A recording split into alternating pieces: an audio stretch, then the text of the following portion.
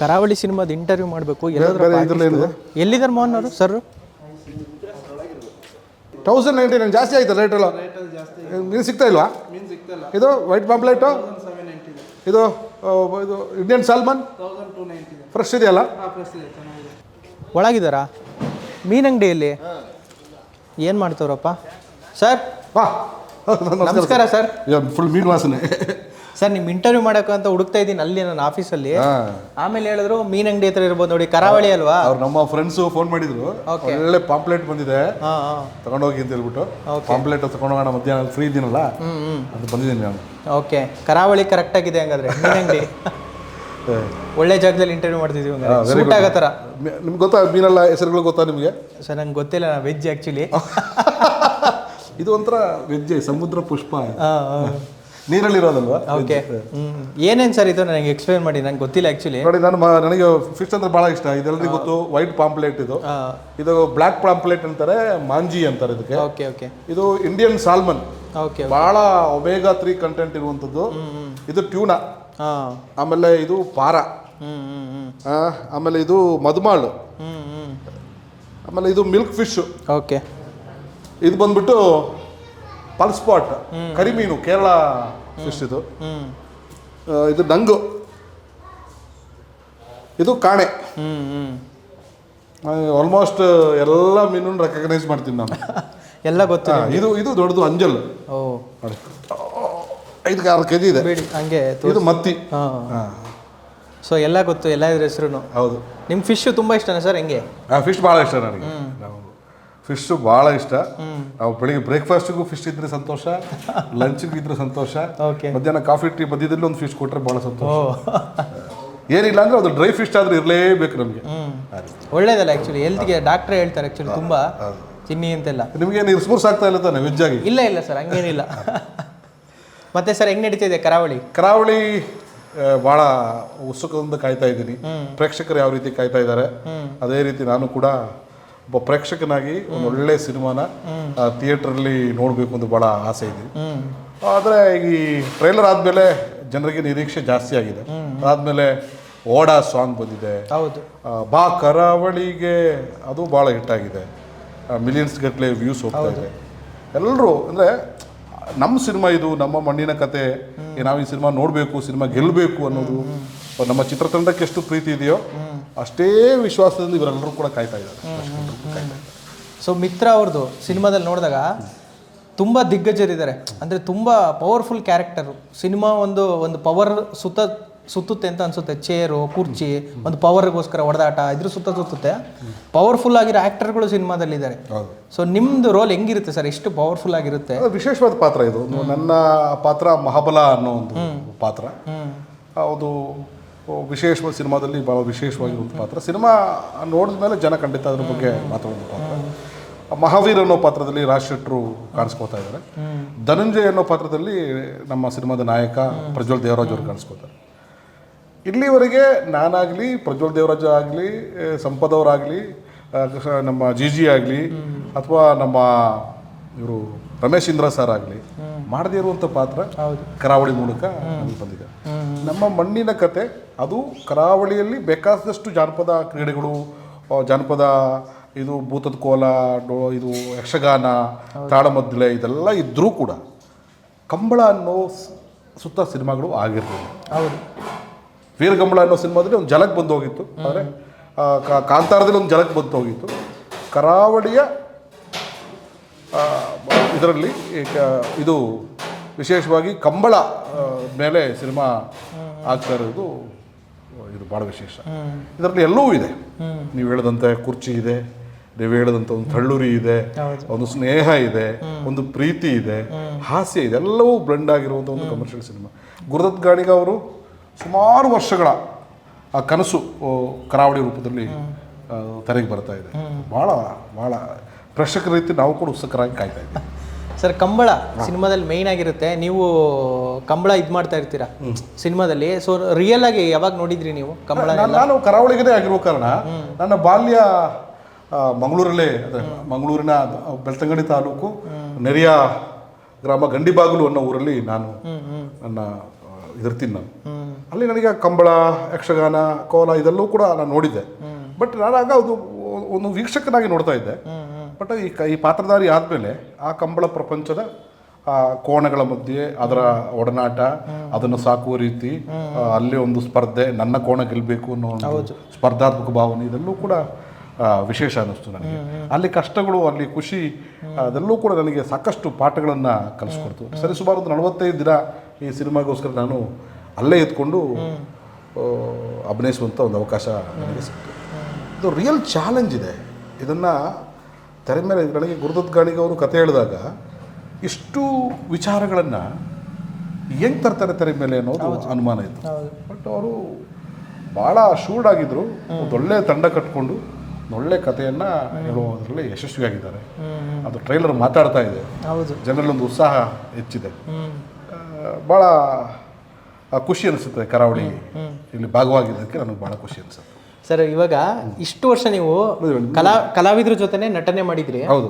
ಇವಾಗ first time ಅನ್ಸುತ್ತೆ ಒಂದು ಪ್ರಾಣಿ ಜೊತೆ ಆಕ್ಟಿಂಗ್ ಮಾಡಿರೋದು, ಕೋಣದ ಜೊತೆ ನಿಮ್ಮ ಸೀನ್ಸ್ಗಳು ಬರುತ್ತೆ ಟ್ರೈಲರಲ್ಲೆಲ್ಲ ನೋಡಿದಾಗ. ಹೌದು. ಅದೆಂಗಿತ್ತು ಅಂದರೆ ಪ್ರಾಣಿ ಜೊತೆಗೆ ಆಕ್ಟಿಂಗ್ ಮಾಡೋದು ಅದೆಲ್ಲ?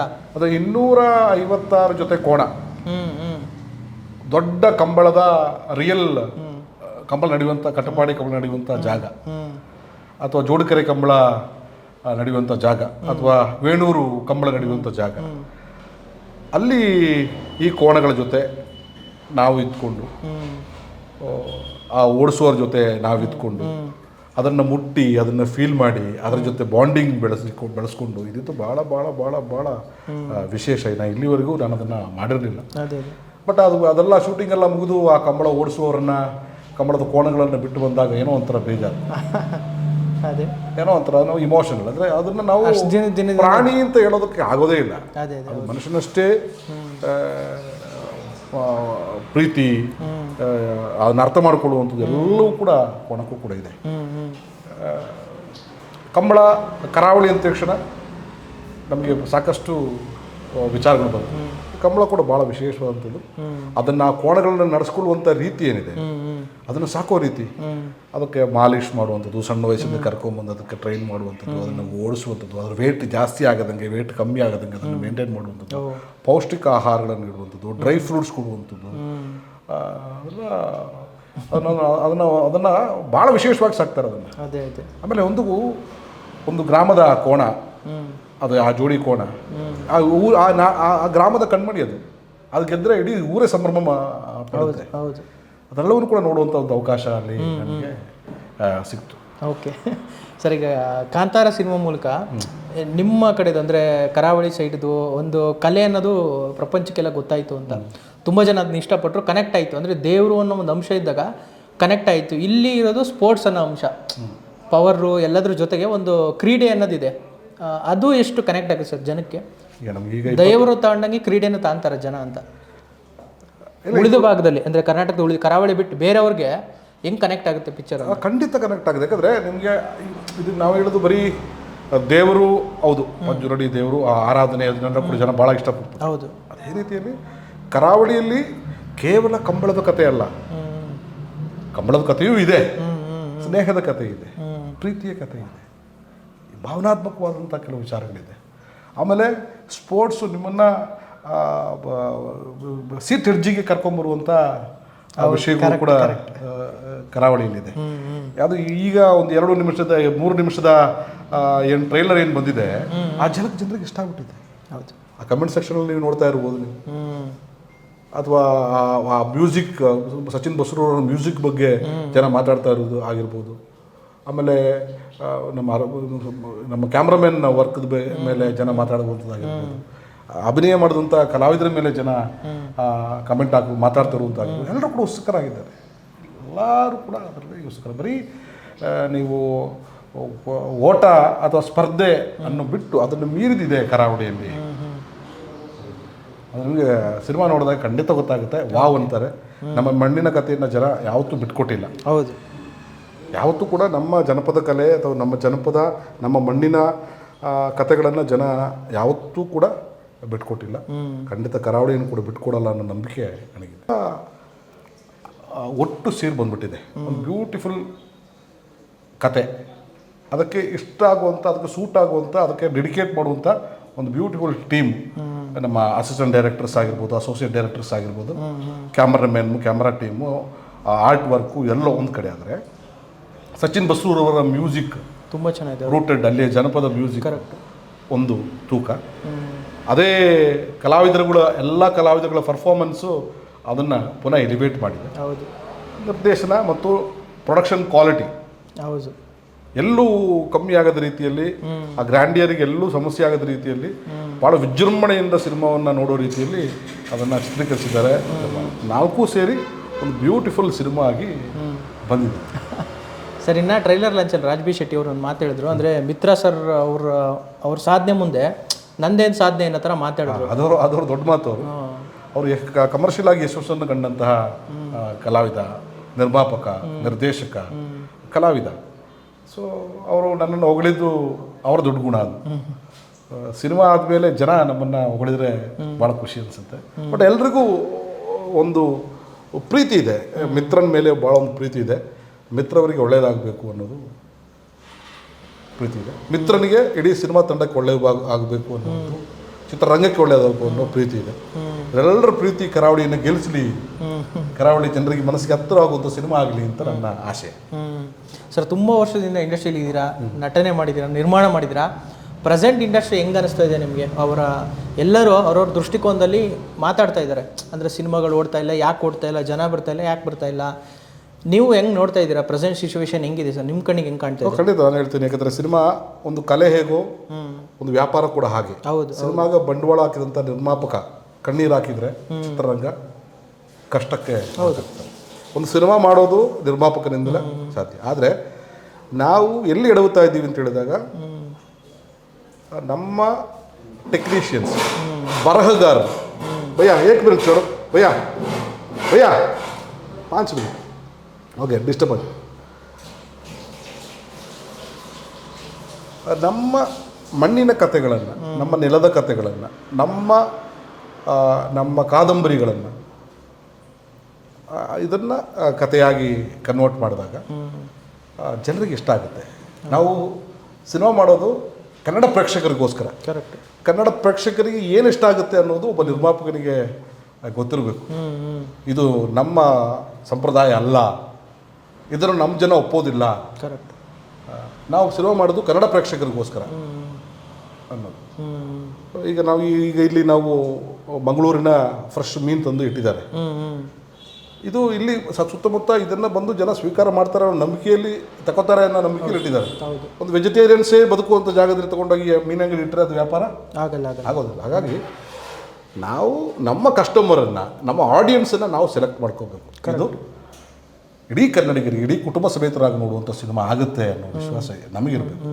ಆಮೇಲೆ ನಾವು ಪ್ಯಾನ್ ಇಂಡಿಯಾ ಸಿನಿಮಾ ಮಾಡೋಕ್ಕೆ ಹೋಗಿ ಎಡವುತ್ತಾ ಇದ್ದೀವಿ. ಪ್ಯಾನ್ ಇಂಡಿಯಾ ಸಿನಿಮಾಗಳು ನಾವು ಮಾಡಬಾರ್ದು. ಪ್ಯಾನ್ ಇಂಡಿಯಾ ಸಿನಿಮಾಗಳು ನಾವು ಮಾಡೋ ಸಿನಿಮಾಗಳು ಆಗಬೇಕು. ಕರೆಕ್ಟ್. ಆಗ ಅದು ಬೇಕಾಗಿದೆ. ಒಂದು ಪ್ರಾಮಾಣಿಕವಾದಂಥ ಪ್ರಯತ್ನ ನಿರ್ಮಾಪಕರಿಂದ, ಪ್ರಾಮಾಣಿಕವಾದಂಥ ಪ್ರಯತ್ನ ನಿರ್ದೇಶಕರಿಂದ, ಪ್ರಾಮಾಣಿಕವಾದಂಥ ಒಂದು ಫಲ ಇದು ನಮ್ಮ ಪ್ರೇಕ್ಷಕರಿಂದ ಕೊಡಬೇಕು. ಆಯ್ತು ಬಿಡೋ, ಕನ್ನಡ ಸಿನಿಮಾ ಅಲ್ಲೂ ಒಂದು 2 ವಾರಕ್ಕೆ OTTಗೆ ಬಂದುಬಿಡ್ತದೆ, ಟಿ ವಿಲಿ ಬಂದುಬಿಡ್ತದೆ, ನೋಡೋಣ ಅನ್ನೋದು ನನ್ನ ಧೋರಣೆ ಬರ್ತದೆ. ಬೇರೆ ಸಿನಿಮಾಗಳನ್ನು ನೀವು ಹೇಗೆ ಪ್ರೀತಿ ಮಾಡ್ತೀರೋ, ಬೇರೆ ಭಾಷೆ ಸಿನಿಮಾಗಳನ್ನು ನೀವು ಹೇಗೆ ನೋಡ್ತೀರೋ, ಅದೇ ರೀತಿ ನಮ್ಮ ಮಣ್ಣಿನ ಕಥೆಯ ನಮ್ಮ ಸಿನಿಮಾಗಳನ್ನು ನೋಡಿ. ಆಮೇಲೆ ಜನರಿಗೆ ನಾವು ಕೂಡ ಫಾಲ್ಸ್ ಪ್ರಾಮಿಸಸ್ಗಳ, ಇದು ಸಿನಿಮಾದಲ್ಲಿ ಅದಿದೆ, ಸಿನಿಮಾದಲ್ಲಿ ಇದಿದೆ, ನೀವು ಬನ್ನಿ ಬನ್ನಿ ಬನ್ನಿ ಅಂತ ಅವ್ರನ್ನ ಕರೆದು ಥಿಯೇಟ್ರಿಗೆ ಬಂದಾಗ ನಿರಾಶೆಯನ್ನು ಮಾಡಿ ಕಳಿಸುವಂಥ ಕೆಲಸ ಆಗ್ತದೆ. ಹೌದು. ಸತ್ಯಾಸತ್ಯತೆಗಳು ಸಿನಿಮಾದಲ್ಲಿ ಏನಿದೆ ಅದನ್ನು ನಾವು ಮಾರ್ಕೆಟ್ ಮಾಡೋಣ. ಮಾರ್ಕೆಟ್ ಮಾಡೋದು ಸಿನಿಮಾದಲ್ಲಿ ಇರಲಿ. ಪ್ರೇಕ್ಷಕರಿಗೆ ನಾವು ರಾಂಗ್ ಗೈಡೆನ್ಸ್ಗಳನ್ನು ಕೊಡೋದು ಬೇಡ. ಆಗ್ತಾ ಇದೆ ಅದು ಭಾಳ ಪ್ರೆಷರೈಸ್ ಆಗಿ ಡಿಜಿಟಲ್ ಮೀಡಿಯಾಗಳನ್ನು ಎಲ್ಲ ಬಳಸ್ಕೊಂಡು, ಸೋಷಿಯಲ್ ಮೀಡಿಯಾ ಇನ್ಫ್ಲೂಯೆನ್ಸರ್ಗಳನ್ನು ಬಳಸ್ಕೊಂಡು ಸಿನಿಮಾ ಅಲ್ಲದೇ ಇರೋದನ್ನು ನಾವು ಪ್ರಚಾರ ಮಾಡೋಕ್ಕೆ ಹೋಗಿ ನಾವು ಎಡವಟ್ಟು ಮಾಡ್ಕೋತಾ ಇದ್ದೀವಿ, ಪ್ರೇಕ್ಷಕರನ್ನು ನಾವು ಕಳ್ಕೋತಾ ಇದ್ದೀವಿ ಅನ್ನೋದು ನಮ್ಗೆ. ಹಾಗಾಗಿ ಒಂದು ಪ್ರಾಮಾಣಿಕವಾಗಿ ನಾವು ಪ್ರಯತ್ನ ಪಟ್ಟರೆ ಎಲ್ಲದಕ್ಕೂ ಕೂಡ್ಕೊಂಡು ಫಲ ಸಿಗುತ್ತೆ. ಎಲ್ಲ ನಮ್ಮ ಪ್ರಯತ್ನಗಳು ಪ್ರಾಮಾಣಿಕವಾಗಿರಲಿ ಅಂತ ನನ್ನ ಭಾವನೆ. ಸರ್, ಇವತ್ತು ನೀವು ಅಂತಂದರೆ ರಾಗ ಸಿನಿಮಾ ನೆನಪಾಗುತ್ತೆ ನಮಗೆಲ್ಲ. ತುಂಬ ಇಷ್ಟ ಆಗಿತ್ತು ಫಿಲಮು, ನೀವು ತುಂಬ ಎಫರ್ಟ್ ಹಾಕಿ ಪರ್ಫಾರ್ಮೆನ್ಸ್ ಎಲ್ಲ ನೆಕ್ಸ್ಟ್ ಲೆವೆಲ್ ಇತ್ತು. ಆ ಸಿನಿಮಾ ಆದಮೇಲೆ ನೀವು ಕಲ್ತಿದ್ದ ಪಾಠ ಅಥವಾ ನಿಮಗೆ ಅದರಿಂದ ಆಚೆ ಬರೋಕ್ಕೆ ಎಷ್ಟು ಹೆಂಗಾಯಿತು ಎಲ್ಲ ಸರ್ ನೀವು ಹಾಗಾಗಿ ನಾನು ಆರಾಮಾಗಿ ಓಡಾಡ್ತಾ ಇದ್ದವನು. ನಾನು ಒಂದು ಚೆನ್ನಾಗಿ ಆ್ಯಕ್ಟ್ ಮಾಡ್ಕೊಂಡು ಇದ್ದಂಥವನು, ಸಾಕಷ್ಟು ಪೋಷಕ ಕಲಾವಿದನಾಗಿ ಬ್ಯುಸಿ ಇದ್ದಂಥ. ಇದ್ದಕ್ಕಿದ್ದಂಗೆ ನಾನು ನಿರ್ಮಾಣ ಮಾಡಿ ನಿರ್ಮಾಪಕನಾದೆ. ಹೌದು. ಆ ಸಿನಿಮಾಗೆ ನನ್ನ ಬಾಡಿ ಲ್ಯಾಂಗ್ವೇಜ್ ಶೂಟ್ ಆಗೋಲ್ಲ, ನಾಯಕ ನಟನೂ ಕೂಡ ಅದೇ. ಸಿನಿಮಾ ಒಳ್ಳೆಯ ಸಿನಿಮಾ ಅಂತ ನನಗೆ ಜನ ಅದನ್ನು ಪ್ರಶಂಸೆ ಪಟ್ಬಿಟ್ರು. ಅದು ಕಮರ್ಷಿಯಲ್ ಆಗಿ ನನಗೆ ಅದು ದುಡ್ಡನ್ನು ತಂದುಕೊಳ್ಳಿಲ್ಲ. ನನ್ನ ಸಾಲಗಾರನಾಗಿ ಮಾಡಿಬಿಡ್ತು. ಇದಾದಮೇಲೆ ಒಂದು 5-6 ವರ್ಷ ನನಗೆ ಯಾವುದೇ ಪಾತ್ರಗಳು ಬರಲಿಲ್ಲ. ಹತ್ರ ಹೀರೋ ಆಗಿಬಿಟ್ರು. ಅದಾದಮೇಲೆ ಪ್ರಸಂಗ, ಅದಾದಮೇಲೆ ಪಾತ್ರಗಳು ಬರಲಿಲ್ಲ. ನಾನು ಭಾಳ ನೋವಿನಲ್ಲಿ ಸುಮಾರು ದಿನಗಳನ್ನು ಕಳೆದಿದ್ದು ಉಂಟು. ಅದಾದಮೇಲೆ ರಾಘವೇಂದ್ರ ಸ್ಟೋರ್ಸ್ ಅನ್ನೋ ಸಿನಿಮಾದಲ್ಲಿ ಕೋಗಿಲೆಯ ಪಾತ್ರದಲ್ಲಿ ಮತ್ತೆ ನಾನು ಕಾಣಿಸ್ಕೊಂಡೆ. ಅದಾದಮೇಲೆ ಸಾಲು ಚಿತ್ರಗಳು, ಕರಾವಳಿ ಆದಮೇಲೆ ನಮ್ಮ ಮಹಾನ್ ಆದಮೇಲೆ ಲಕ್ಷ್ಮೀಪುತ್ರ, ಕರಳೆ, ಲ್ಯಾಂಡ್ಲಾರ್ಡ್ ಎಲ್ಲ ಸಿನಿಮಾಗಳಿಗೆ ನನಗೆ ಸಾಲು ಅವಕಾಶಗಳು ಸಿಗ್ತಾಯಿದೆ. ಮತ್ತು ಪುಟದೇಳು ಅಂತ ಒಂದು ಭಾಗ್ಯ ಸಿಕ್ಕಿದೆ. ಏನು ಮಾಡ್ಬೋದು, ಏನು ಮಾಡಬಾರ್ದು, ಏನು ಬೇಕು ಅನ್ನೋದನ್ನು, ಸೋಲೋದು ಹೇಗೆ ಅಂತ ಕಲ್ತಿದ್ದೀನಿ. ಈಗ ಗೆಲ್ಲೋ ಪ್ರಯತ್ನದಲ್ಲಿ ಇದ್ದೀನಿ. ಮತ್ತೆ ಲೀಡ್ ಕ್ಯಾರೆಕ್ಟ್ರು ಆ ಥರ ರಾಗ ಥರದ್ದು ಸಬ್ಜೆಕ್ಟು ರಿವ್ಯೂಗೆ ಸೂಟ್ ಆಗೋದು, ಲೀಡ್ ಕ್ಯಾರೆಕ್ಟರ್ ಥರದ್ದು ಬಂದರೆ ಒಪ್ಕೊಂತೀರಾ? ಖಂಡಿತ ಒಪ್ಕೋತೀನಿ. ಆ ಪಾತ್ರ ನನ್ನ ಬಾಡಿ ಲ್ಯಾಂಗ್ವೇಜಿಗೆ, ನನ್ನ ಹೈಟಿಗೆ, ನನ್ನ ಪರ್ಸನಾಲಿಟಿಗೆ, ನನ್ನ ವಯಸ್ಸಿಗೆ ಸೂಟ್ ಆಗೋದಂತಿದ್ರೆ ಖಂಡಿತ ಒಪ್ಕೋತೀನಿ. ನಾನು ನಟ ಇದ್ದೀನಿ. ನಾನು ಇಲ್ಲಿ ಹೀರೋ ಅಂತ ಹೇಳ್ಕೊಂಡು, ನಾನು ಹೀರೋ ಅಲ್ಲ, ಗೊತ್ತು. ನನ್ನ ಹೈಟು, ನನ್ನ ಪರ್ಸನಾಲಿಟಿ, ನನ್ನ ಕಲರ್ ನನಗೆ ಚೆನ್ನಾಗಿ ಗೊತ್ತಿದೆ. ನನ್ನ ಪಾತ್ರಕ್ಕೆ ಸೂಟ್ ಆಗುವಂಥ, ನನ್ನ ಬಾಡಿ ಲ್ಯಾಂಗ್ವೇಜ್ ಸೂಟ್ ಆಗುವಂಥ ಪಾತ್ರಗಳು ಬಂದರೆ ಖಂಡಿತ ನಾನು ಮಾಡ್ತೀನಿ. ಆ ಥರ ಮಾತುಕತೆ ತುಂಬ ನಡೀತಾ ಇದೆ. ಕರಾವಳಿ ಆದಮೇಲೆ ಮತ್ತೆ ಜಾಸ್ತಿ ಆಗ್ಬೋದು. Super sir. ಕೊನೆಯದಾಗ ಆಡಿಯನ್ಸ್ಗೆ ಸರ್, ಸಿನಿಮಾ ರಿಲೀಸ್ ಆಗ್ತಿದೆ 24th, ಏನು ಹೇಳ್ತೀರಾ ನೀವು? ಈ ಮೀನುಗಳನ್ನ ನೋಡೋದಕ್ಕೆ ನಿಮ್ಗೆ ಎಷ್ಟು ಖುಷಿ ಆಗ್ತಾ ಇದೆ? ಮಂಗಳೂರಿನ ಮೀನು ಖುಷಿ ಆಗ್ತಾ ಇದೆ. ಇದೇ ರೀತಿ ಕರಾವಳಿ ಸಿನಿಮಾ ಸಾಕಷ್ಟು ಟೆಕ್ನಿಷಿಯನ್ಸು, ಸಾಕಷ್ಟು ಕಲಾವಿದರು, ಸಾಕಷ್ಟು ವ್ಯಕ್ತಿಗಳು ಬಹಳ ಪ್ರೀತಿಯಿಂದ ಮಾಡಿದಂಥ ಒಂದು ಅದ್ಭುತವಾದಂಥ ಕರಾವಳಿ ಸಿನಿಮಾ ಇದು. ಇದನ್ನು ನಾವು ಒಂದು 5 ವಾರ ಕಳೆದ ಮೇಲೆ ಥಿಯೇಟರಲ್ಲಿ ನೋಡ್ತೀವಿ, ಇದರಲ್ಲಿ ನೋಡ್ತೀವಿ, OTT ನೋಡ್ತೀವಿ, TV ನೋಡ್ತೀವಿ ಅನ್ನೋದು ಬಿಟ್ಟು, ಈ ಸಿನಿಮಾನ ಮಸ್ಟ್ ವಾಚ್ ಸಿನಿಮಾ ಥಿಯೇಟ್ರಲ್ಲಿ ಬಂದು ಸಿನಿಮಾನ ನೋಡಿ ಖುಷಿಪಡಿ. ತಪ್ಪುಗಳಿದ್ದರೆ ನಮ್ಗೆ ಹೇಳಿ, ಮುಂದೆ ತಿದ್ಕೋತೀವಿ. ಮತ್ತು ಒಳ್ಳೊಳ್ಳೆ ಪ್ರಯತ್ನ ನಾವು ಮಾಡಿದೆಲ್ಲೂ ಸರಿ ಅಂತ ನಾವು ಹೇಳೋದಿಲ್ಲ, ಎಲ್ಲ ನಿಮ್ಮ ಕೈಗೆ ಕೊಟ್ಟಿದ್ದೀವಿ. ಇದನ್ನು ದೊಡ್ಡ ಯಶಸ್ಸನ್ನು ಮಾಡಬೇಕು ಅಂತ ನಾನು ಕೇಳ್ಕೊತೆ. Okay sir, thank you sir. Thank you so much. ಖುಷಿ ನಿಮ್ಮ ಜೊತೆ ಮಾತಾಡಿ. ಒಳ್ಳೆಯದಾಗಿ ಸರ್.